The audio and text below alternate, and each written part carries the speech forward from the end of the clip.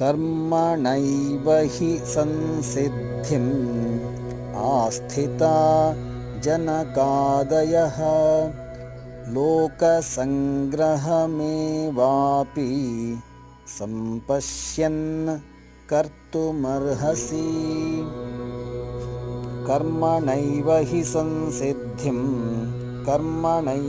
संसिद्धिम् आस्थिता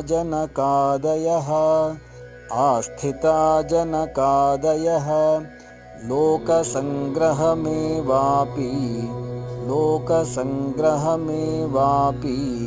सम्पश्यन् कर्तुमर्हसि। कर्मणैव हि संसिद्धिम् आस्थिता जनकादयः लोकसङ्ग्रहमेवापि सम्पश्यन् कर्तुमर्हसि।